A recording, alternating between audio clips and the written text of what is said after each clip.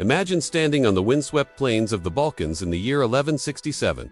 The air is thick with dust. Banners ripple in the hot summer wind, and two great armies face each other in silence. Byzantium to the south, Hungary to the north. Thousands of men wait for the signal that will unleash chaos, blood, and history itself. For the Byzantine soldiers, this is more than a battle. It is about reclaiming lost honor and proving their empire is still the master of the Balkans. For the Hungarians, it is about defiance, resistance, and the fight to hold on to the frontier that secures their kingdom's very survival.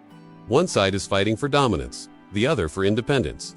And at the center of it all lies Sirmium, a city that is more than stone and walls. It is the golden key to controlling the Balkans. Welcome to the battle for the Balkans. Sirmium, 1167, a clash that would echo across medieval Europe and decide the balance of power between two mighty realms. In this video, we'll uncover the story of how Emperor Manuel I Komnenos led the Byzantine Empire to one of its greatest military victories, and how the Kingdom of Hungary, despite courage and strength, was shattered on the battlefield. But this is not just about swords and shields. It is about ambition, strategy, and the eternal struggle for control in one of history's most contested regions. Before the first arrow was loosed, the stakes were already sky-high. The Byzantine Empire, often thought of as a fading giant, was desperate to reassert its influence in the Balkans. Manuel I Komnenos, the energetic and ambitious emperor, refused to let his empire be seen as weak or declining.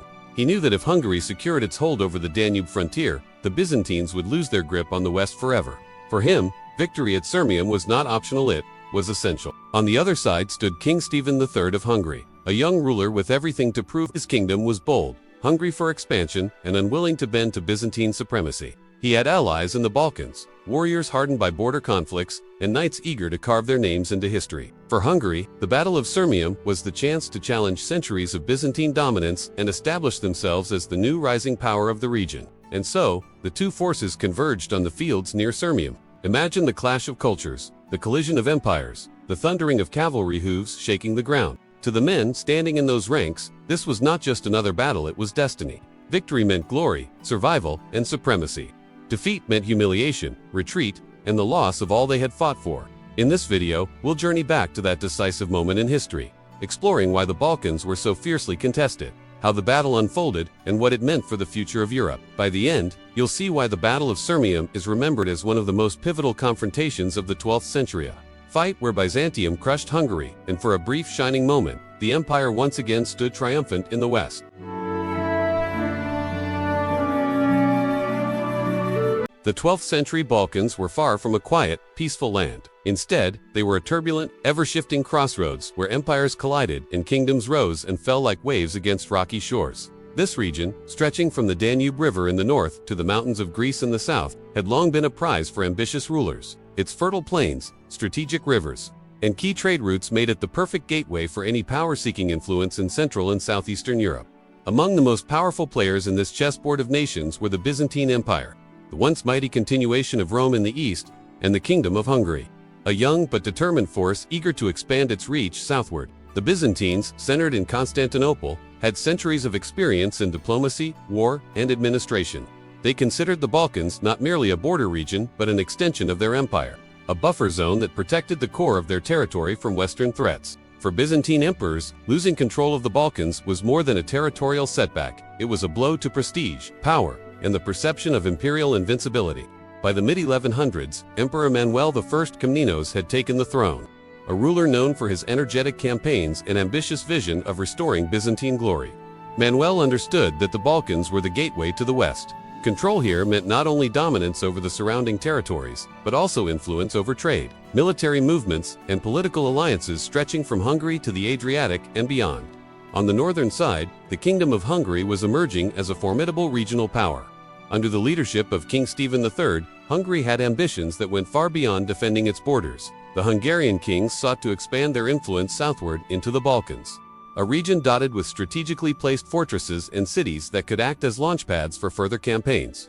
Hungary's military strength relied on a combination of heavily armored knights, skilled infantry, and alliances with local Balkan lords who had their own vested interests in resisting Byzantine control. For Hungary, controlling key locations in the Balkans was not just about expansion, it was about securing trade routes, projecting power, and establishing a presence in a region that had long been dominated by the Byzantines. At the heart of this conflict was the city of Sirmium, a fortress of immense strategic importance located on the Danube River. In what is today modern-day Sremska Mitrovica, Serbia, Sirmium had long been considered the jewel of the northern Balkans. Its location on the river allowed it to control vital crossing points, enabling whoever held it to monitor and restrict the movement of armies and trade along the Danube.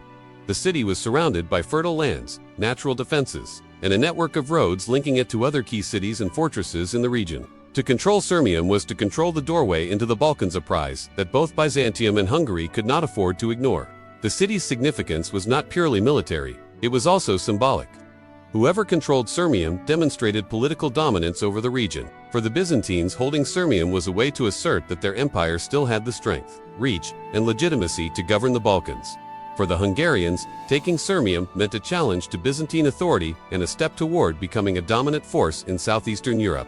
The stage was perfectly set for confrontation. Both empires understood that the battle for Sirmium was not just a clash of swords, it was a contest of wills, strategy, and vision for the future of the Balkans. The Balkans themselves were a volatile mosaic of cultures, loyalties, and shifting alliances. The region was home to Slavic tribes, Byzantine loyalists, Hungarian allies, and local lords who constantly maneuvered to protect their own interests. In this environment, any military campaign required careful planning, diplomacy, and the ability to adapt to rapidly changing circumstances. A misstep could mean losing not just a city but an entire network of influence. This made Sirmium, with its commanding location and access to both land and river routes, the ultimate prize. As tensions escalated, both empires began mobilizing their forces. Scouts were sent, alliances were tested, and battle plans were drawn with meticulous care.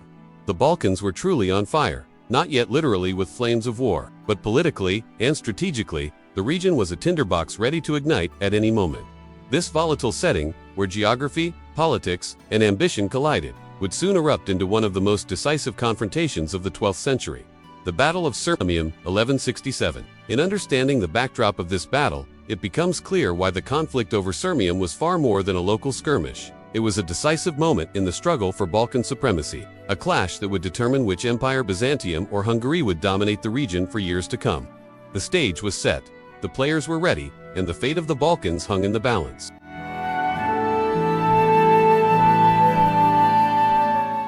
By the mid-12th century, the Balkans had become a tense powder keg, and the stage was set for a collision between two of Europe's most ambitious powers, the Byzantine Empire and the Kingdom of Hungary. On one side stood the mighty Byzantines, led by Emperor Manuel I Komnenos, a ruler whose vision extended far beyond the borders of Constantinople. Manuel was determined to reassert Byzantine dominance over the Balkans, a region that had long been a source of wealth, strategic advantage, and imperial prestige. The Byzantines were seasoned veterans of war, diplomats of unmatched skill, and masters of strategy. For Manuel, this confrontation was about more than just territory. It was a statement of power, a demonstration that Byzantium was not a fading relic of the past, but a living, breathing empire capable of shaping the destiny of Europe. Manuel I Komnenos was not the kind of emperor to rely on luck or hesitation. He was ambitious, calculated, and unafraid to take bold risks. His campaigns had already stretched the empire's influence deep into Anatolia, the Levant, and the Western Balkans. Yet the northern frontier remained volatile. Hungarian expansion threatened to undermine years of careful diplomacy and military planning. If Hungary were allowed to gain a foothold in Sirmium and surrounding territories, Byzantine influence in the Balkans would wane, and the empire's position as the supreme power of southeastern Europe would be challenged. Manuel understood the stakes. Every fortress, river, and hilltop in the Balkans was not just a tactical objective, it was a symbol of imperial authority. Across the northern frontier, the Kingdom of Hungary, under King Stephen III, was equally determined. Hungary was a young but ambitious kingdom, eager to assert itself in a region long dominated by Byzantine influence. Stephen III was a leader with fire in his blood, a king determined to defend his lands and push his kingdom's borders into the rich, contested lands of the Balkans. For Hungary, resisting Byzantine encroachment was a matter of survival and prestige. The kingdom could not afford to cede ground to a rival empire whose influence stretched for centuries and whose armies were legendary. Every city, river crossing, and fortress was critical. Losing Sirmium in particular would mean losing control over a strategic gateway into the Balkans and risk turning the region into a Byzantine stronghold.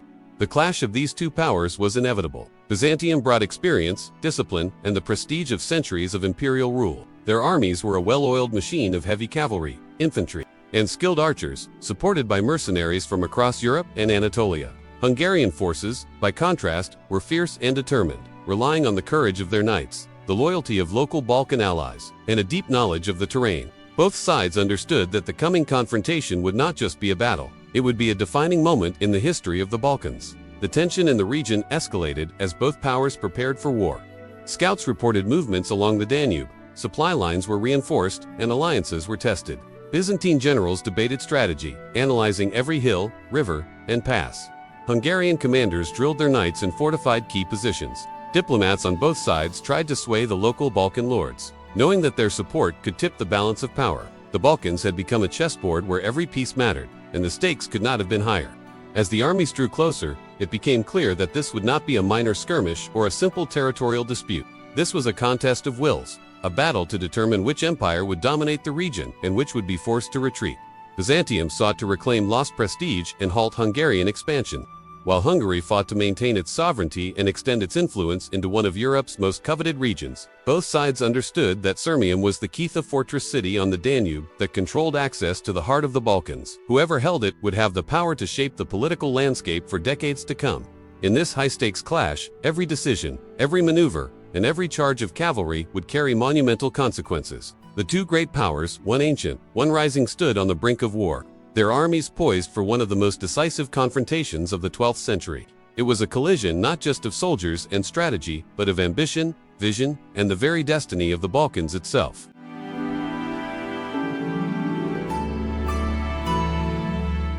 In the heart of the Balkans, along the banks of the mighty Danube, lay a city that held the power to shape empires. Sirmium today, it may appear as a quiet town in modern-day Serbia, known as Sremska Mitrovica, but in the 12th century, Sirmium was far more than a collection of walls and streets. It was a strategic jewel, a fortress city whose very location made it the linchpin of control over the entire Balkan region.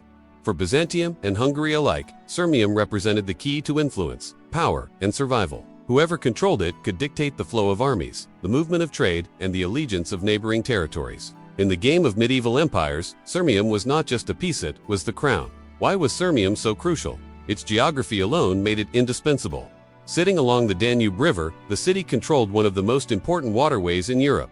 The river was more than a line on a map. It was a highway of commerce, communication, and military logistics. Armies could be transported quickly, supplies could be moved efficiently, and strategic points could be monitored with ease. Whoever held Sirmium effectively commanded this artery of the Balkans.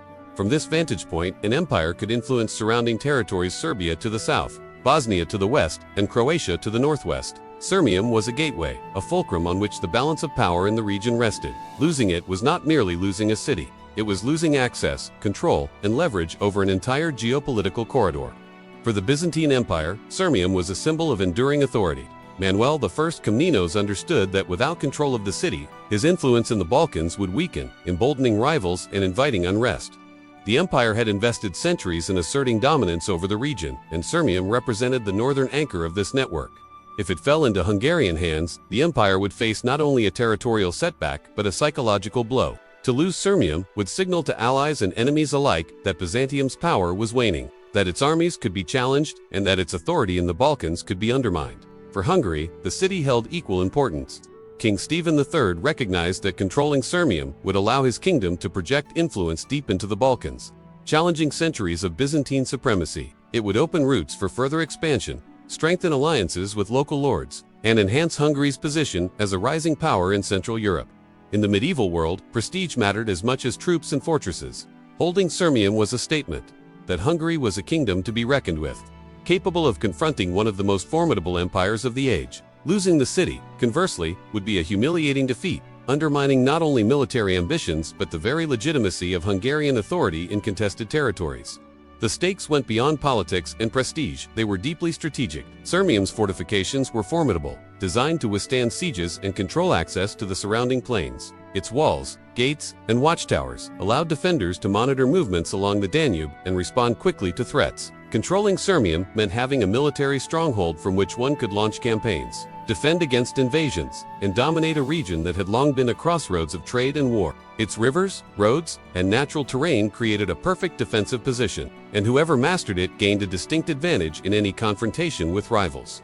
Moreover, Sirmium was symbolic of authority in the Balkans. Empires were not only built on soldiers and resources, they were also maintained through perception, influence, and the demonstration of power. A city like Sirmium sent a message. It said, "We control this land. Our reach is unchallenged. Our enemies beware." For the Byzantines, holding Sirmium reinforced the aura of imperial strength. For the Hungarians, taking it would shatter that aura, signaling a shift in regional dominance. Ultimately, the importance of Sirmium was about control and projection. Whoever held it could dictate the movements of armies, influence neighboring regions, and shape the political map of the Balkans. The battle over this city was not simply about walls or territory, it was about supremacy, leverage, and the long-term fate of two great powers. In 1167, as Byzantine and Hungarian forces prepared to clash, Sirmium was more than a battlefield, it was the prize that would decide who would hold the upper hand in one of Europe's most contested regions.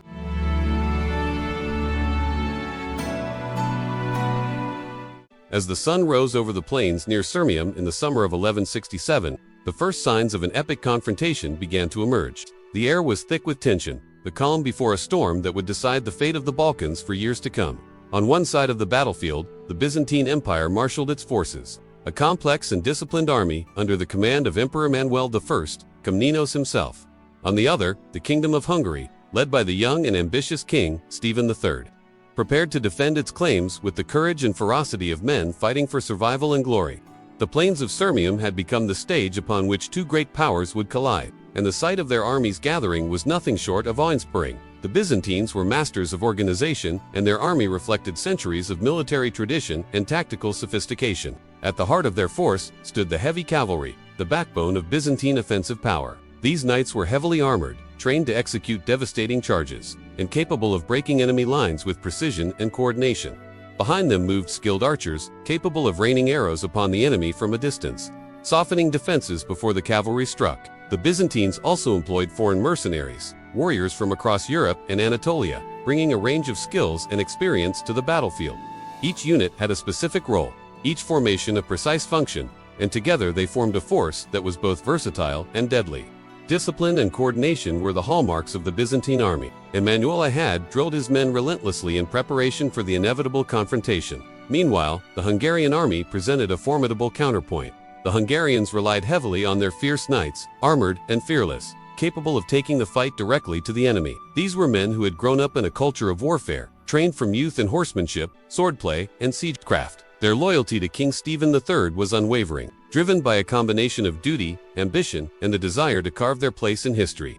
Supporting these knights were local Balkan allies, men who knew the terrain intimately, familiar with every hill, river, and forested pass in the region. These allies could harass enemy lines, launch surprise attacks, and provide critical intelligence about Byzantine movements.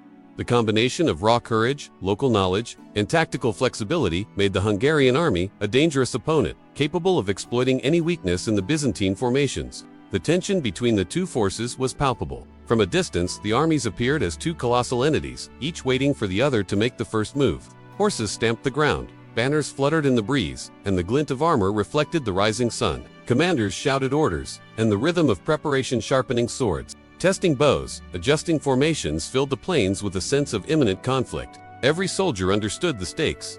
Victory meant control of Sirmium and dominance in the Balkans, while defeat could spell humiliation, loss of territory, and the weakening of an empire's influence.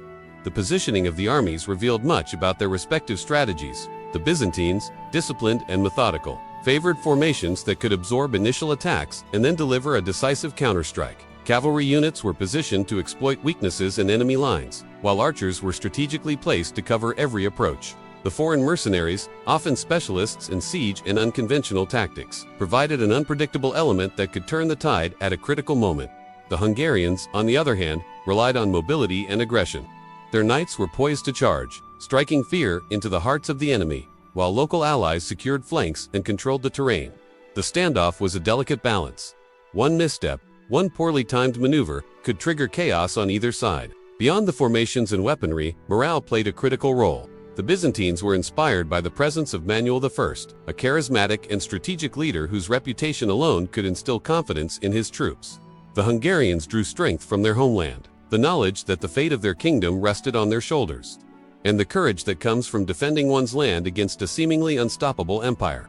Both sides understood that this battle was not just about soldiers and strategy, it was about legacy, honor, and the future of their nations. As the two great armies faced each other across the plains, the stage was set for a confrontation that would echo through history. The sound of horses, the glint of armor, and the rustle of banners created a scene both cinematic and foreboding. The armies gather not just as men and horses, but as living symbols of ambition, courage, and the unyielding drive for dominance. Every soldier knew that the coming clash at Sirmium would not only determine the fate of a city, but would shape the destiny of the Balkans itself.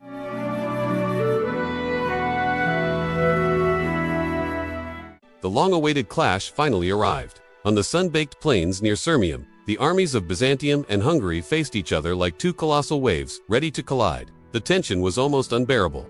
Soldiers gripped their weapons, archers knocked their arrows, and cavalry pawed at the ground, muscles coiled for the moment when chaos would erupt. The fate of the Balkans hung in the balance, and every commander, soldier, and horse knew that this battle would determine not just the ownership of a city, but the destiny of two great empires. The confrontation began with a careful, tense approach.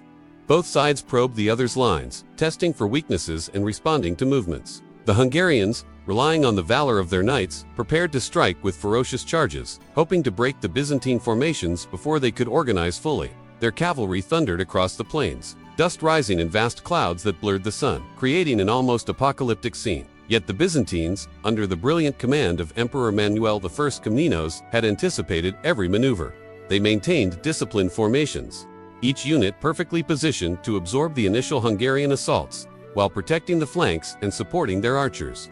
The first full clash was thunderous. Hungarian knights, armored and fearless, crashed into the Byzantine lines with shocking force. Horses reared, lances splintered, and the ground shook with the momentum of hundreds of charging warriors. For a moment, it seemed that Hungary might seize the advantage, driving back portions of the Byzantine front.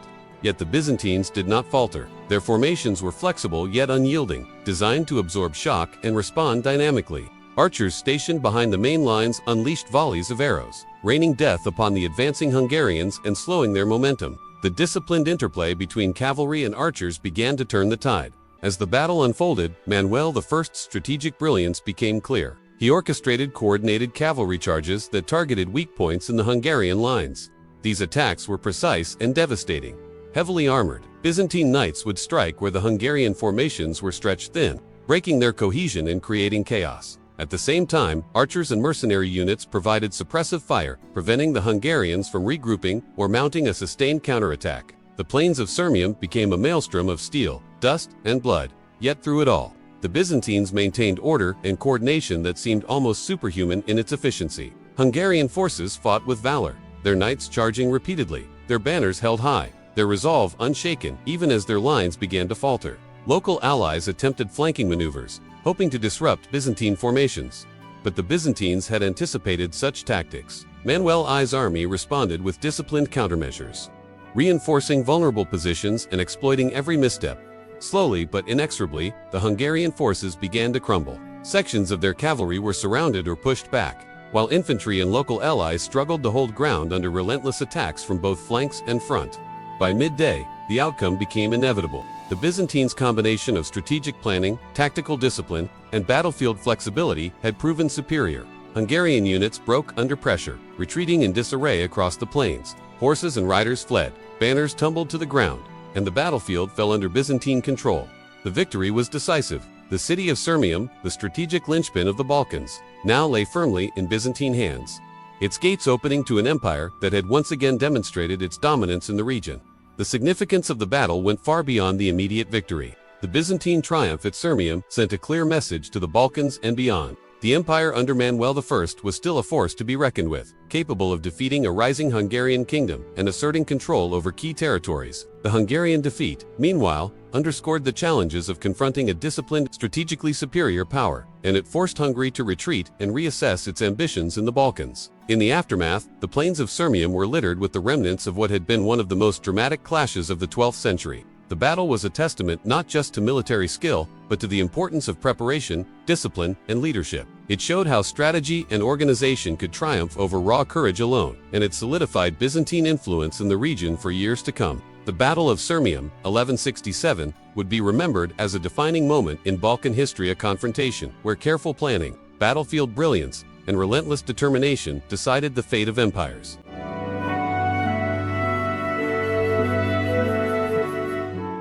The echoes of swords and the thunder of hooves had barely faded from the plains near Sirmium when the full impact of the battle became undeniable. The Hungarian forces, once a proud and formidable army, lay shattered and scattered. Noble banners, which had flown high moments before, now lay crumpled in the dust. Knights who had charged with unmatched bravery were fallen, their courage unable to overcome the disciplined precision of the Byzantine forces. Survivors limped or fled northward, their morale crushed, carrying news of a defeat that would reverberate across the Kingdom of Hungary. The battle had not been a mere clash of armies, it had been a decisive turning point in the struggle for the Balkans, a moment where the balance of power shifted dramatically in favor of Byzantium. The defeat was catastrophic for Hungary. Key nobles, commanders, and knights had perished, leaving a void in leadership that would take years to recover. The loss of Sirmium was not simply a matter of territory. It was the loss of a strategic gateway into the Balkans, a fortress city that controlled access to crucial trade routes and military corridors. Without it, Hungary's ability to project power southward was severely curtailed. For King Stephen III, the retreat was bitter, a forced acknowledgement that Byzantine strength in the region could not be ignored. The Hungarian ambitions to dominate the Balkans were temporarily halted, and the kingdom was compelled to consolidate its remaining forces to defend its northern territories. Meanwhile, the Byzantine Empire emerged from the battlefield triumphant, its victory at Sirmium sending shockwaves across the region. Emperor Manuel I Komnenos had not only demonstrated his military genius, but had also secured a strategic jewel that would solidify Byzantine influence in the Balkans for years to come. Sirmium, now under Byzantine control, became a powerful base from which the empire could project authority over surrounding territories, including Serbia, Bosnia, and parts of Croatia. The city's capture was a clear signal to allies and adversaries alike. Byzantium remained a dominant power, capable of defending its frontiers and shaping the political landscape according to its will. The psychological impact of the battle was immense. For the Byzantines, it was a morale boost, proof that disciplined planning, tactical brilliance, and cohesive command could decisively defeat even a courageous and well-equipped enemy. Soldiers returned to their camps, knowing they had participated in a historic victory, one that would be celebrated in the chronicles of the empire for generations. Monks and historians alike recorded the triumph, highlighting Manuel I's leadership and the army's skill as exemplary. The capture of Sirmium enhanced the emperor's prestige, both within his empire and beyond its borders, solidifying his reputation as one of Byzantium's most capable and ambitious rulers. For the Balkans themselves, the battle marked a shift in power dynamics. Territories that had once been contested or uncertain now fell firmly under Byzantine influence. Local lords and populations, witnessing the empire's ability to decisively defeat Hungary, were compelled to reconsider their allegiances. Some sought Byzantine protection, while others submitted to the new political reality.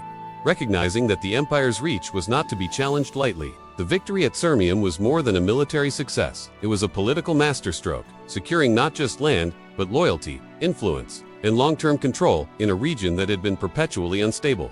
The strategic consequences of Sirmium's capture also extended to Hungary. The kingdom's ambitions in the Balkans were curtailed, forcing a re-evaluation of foreign policy and military priorities.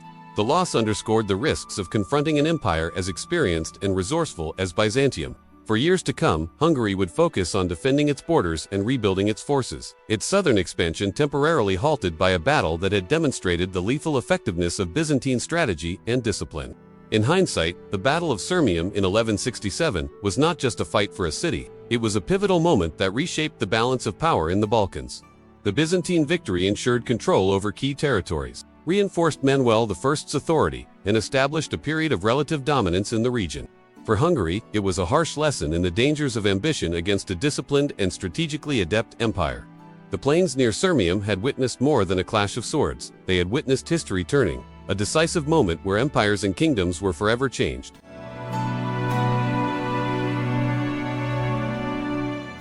The dust of battle had barely settled over the plains of Sirmium, yet its consequences rippled far beyond the battlefield. The Byzantine victory in 1167 was not only a testament to Emperor Manuel I Komnenos' strategic genius, but it also marked a critical turning point in Balkan politics.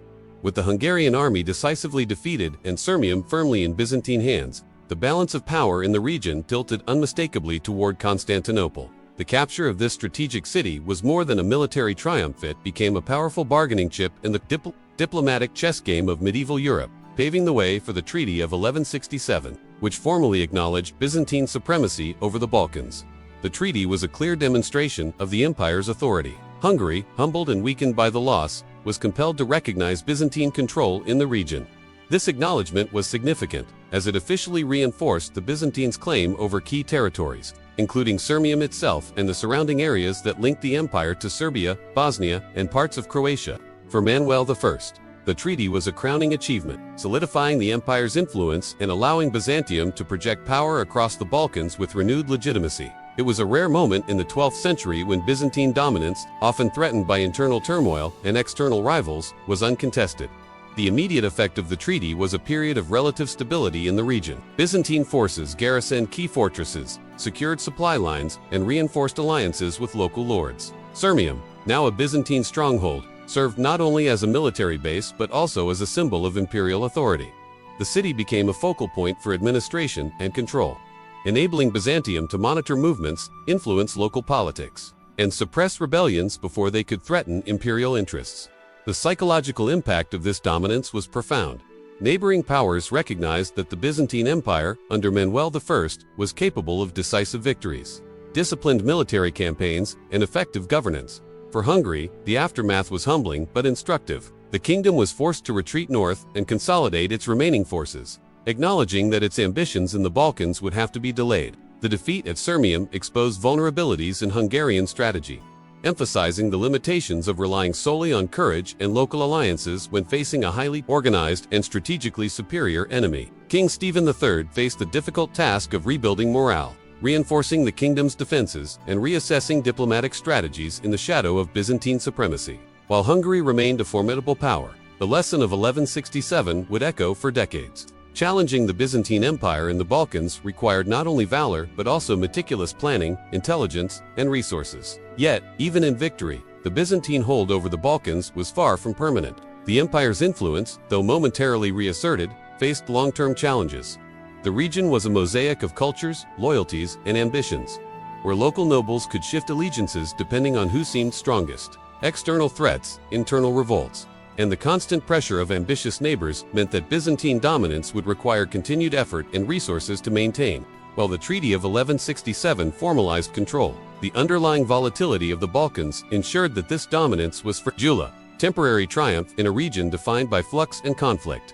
Nevertheless, the aftermath of Sirmium had lasting historical significance. The battle and the treaty demonstrated the effectiveness of disciplined military organization, strategic foresight, and decisive leadership. Manuel I Komnenos' ability to coordinate cavalry, archers, and mercenary forces, and to anticipate Hungarian tactics, reinforced the empire's reputation for military and administrative excellence. For historians, Sirmium stands as a classic example of how one well-fought battle can shape the course of regional politics, influence diplomatic negotiations, and alter the trajectory of empires. In the broader context of Balkan history, the events of 1167 underscored the perpetual struggle for dominance in the region. Byzantium's temporary resurgence following the capture of Sirmium was a vivid reminder that power in the Balkans was never absolute. Control could be asserted, challenged, and overturned in the span of a few years, reflecting the dynamic and often unpredictable nature of medieval politics. Yet for that brief period following the battle, the Byzantines had secured their supremacy, and the Treaty of 1167 stood as a testament to their ability to win, consolidate, and enforce authority in a contested and strategically vital landscape. Ultimately, the aftermath of the Battle of Sirmium was both a story of triumph and a cautionary tale. Byzantium had achieved a remarkable victory, reasserting dominance over the Balkans and humbling Hungary. But the region's instability meant that this supremacy would require constant vigilance. The plains of Sirmium had witnessed history in motion, an empire's power asserted, a kingdom humbled, and the delicate, shifting balance of the Balkans temporarily rewritten by a single, decisive confrontation.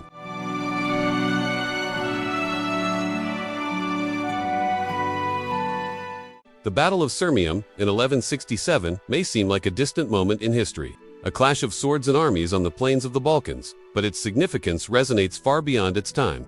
This battle was not merely about the control of a single city or the ambitions of two medieval powers. It was a defining moment that revealed the enduring geopolitical importance of the Balkans, a region that would remain a crossroads of East and West for centuries to come. By examining the events and consequences of Sirmium, we gain insight into why this region has been at the heart of power struggles, conflicts, and cultural exchange throughout European history. The battle illustrated the strategic volatility of the Balkans. Sitting at the intersection of empires, the region has long been a bridge between Western and Eastern Europe. In the 12th century, Byzantium and Hungary represented those two forces. Byzantium, the heir to the Eastern Roman Empire, with centuries of experience in governance, diplomacy, and warfare. And Hungary, a rising power seeking to expand its influence southward. Their clash at Sirmium was emblematic of the broader contest for dominance in the Balkans, a contest that would repeat itself over the centuries, as new empires, kingdoms, and states vied for control over this strategically vital land. The battle underscored the reality that the Balkans were never a backwater but a highly contested frontier, where military skill, political strategy, and geography combined to shape the fate of nations. Sirmium itself, as the focal point of the conflict, symbolized the importance of key strategic locations in the Balkans. Control over the city meant access to critical rivers, trade routes, and fortified positions. It allowed empires to project power, influence neighboring territories, and consolidate authority in a region prone to shifting loyalties and cultural diversity. By capturing Sirmium, the Byzantines demonstrated how controlling pivotal points could secure not only military victories but also political leverage. This principle would echo throughout Balkan history, from the struggles of the Hungarians and Byzantines to later confrontations involving the Ottomans, Habsburgs, and even modern nation-states. The aftermath of the battle also foreshadowed the long-term cycle of conflict and diplomacy that would define the Balkans for centuries. The Treaty of 1167 temporarily secured Byzantine dominance, but it was a fragile victory in a region where power could shift quickly. Over the following centuries, the Balkans would witness repeated struggles for supremacy, the Byzantines fighting to maintain their hold, the Hungarians seeking to reclaim lost ground, and eventually the Ottomans advancing from the east, dramatically altering the political, religious, and cultural landscape. Each wave of conquest, rebellion, and negotiation can trace its lessons back to the patterns established in early battles like Sirmium, where geography, strategy, and ambition intersected in ways that would shape generations. Beyond politics and strategy, the battle also highlights the human element of history in the Balkans. It was a region where diverse peoples, Slavs, Hungarians, Byzantines, and local Balkan communities interacted, sometimes clashing, sometimes cooperating. The repeated contests for control created a complex tapestry of cultural, linguistic, and religious influences that persist to this day. By studying the Battle of Sirmium, we see the roots of this intricate and often volatile history, the interplay of empires, local identities, and external ambitions that have made the Balkans both a bridge and a battleground throughout European history. Even in the modern era, the lessons of Sirmium remain relevant. The region's role as a strategic crossroads has continued to influence conflicts, diplomacy, and alliances, from medieval wars to the tumultuous events of the 20th century. Understanding how and why Byzantium and Hungary fought over Sirmium helps us appreciate the enduring challenges of the Balkans, the delicate balance of power, the importance of geography, and the way that local, regional, and external forces converge in ways that can have long-lasting consequences. It is a vivid reminder that history is not merely a series of isolated events, but a continuous thread where past struggles inform present realities. Ultimately, the Battle of Sirmium matters today because it encapsulates the enduring themes of Balkan history: contested frontiers, the interplay of East and West, and the persistent struggle for political and strategic control. The clash between Byzantium and Hungary was just one episode in a long story, but it set patterns that would repeat for centuries, influencing the destiny of empires, kingdoms, and peoples across southeastern Europe. By revisiting Sirmium, we not only honor the courage and strategy of those who fought, but also gain a deeper understanding of why the Balkans have always been and remain a pivotal region in the story of Europe.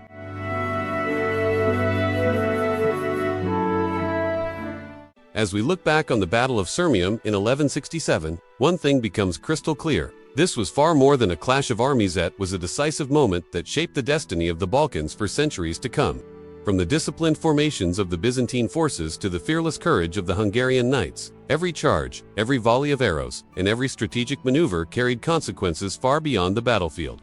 The triumph of Emperor Manuel I Komnenos was not just a military victory, it was a statement of power, a reaffirmation that Byzantium could still assert dominance in a region long contested by ambitious rivals. The capture of Sirmium, the gateway to the Balkans, illustrates the timeless importance of geography and history. Control over this city allowed Byzantium to project influence across Serbia, Bosnia, and parts of Croatia, reinforcing the empire's authority and shaping political alliances. Hungary's defeat, on the other hand, served as a stark reminder that ambition alone is not enough when faced with superior strategy, discipline, and preparation. The Treaty of 1167, which formalized Byzantine supremacy, temporarily shifted the balance of power in the region. Yet history reminds us that such victories are never permanent. The Balkans would continue to be a contested frontier for centuries, witnessing struggles between Byzantines, Hungarians, Ottomans, and countless other powers. But why should we, today, care about a battle fought over 850 years ago? Because history is more than dates, and names it is a living story that continues to influence the present. The lessons of Sirmium resonate in understanding the strategic, cultural, and political dynamics of the Balkans. They teach us about the importance of leadership, the impact of strategy over raw courage, and the ways in which geography and politics intersect to shape the course of nations. The battle also reminds us that power, whether in medieval Europe or in the modern world, is never absolute. It must be maintained, defended, and wisely exercised. For history enthusiasts, students, and anyone fascinated by the clash of empires, the Battle of Sirmium offers a powerful story of ambition, strategy, and consequence. It is a testament to the vision of leaders like Manuel I, who combined diplomacy with military genius, and to the bravery of those who fought knowing the stakes were nothing less than their kingdom's futures. Every sword, every horse, and every arrow on that battlefield contributed to a narrative that continues to echo through Tima, story of human courage, strategic thinking, and the relentless pursuit of power. As we conclude this journey into the 12th century, it is clear that the legacy of Sirmium extends beyond its walls. It is a symbol of how one battle can alter the fate of empires, influence centuries of political development, and leave a mark on the historical consciousness of a region. Understanding these events helps us appreciate not only the richness of Balkan history, but also the timeless principles of strategy, leadership, and human ambition that resonate in every era. If you found this story fascinating and want to uncover more epic moments from history, make sure to hit the like button and subscribe to our channel for more deep dives into battles, empires, and stories that shaped the world. Dan T. Forget to turn on the notification bell so you never miss a video that brings history to life. Also, we'd love to hear your thoughts. Comment below and let us know which historical battle or empire you want us to explore next. Your suggestions help us create content that dives even deeper into the most compelling stories from the past. History is not just about what happened, it's about understanding why it matters today. The Battle of Sirmium reminds us that every decision, every strategy, and every act of courage can ripple across time, influencing generations to come. So join us on this journey through time. Witness the epic clashes of empires, and discover the lessons that still resonate today. Until next time, remember, history is alive, and every story has the power to inspire, teach, and change the way we see the world.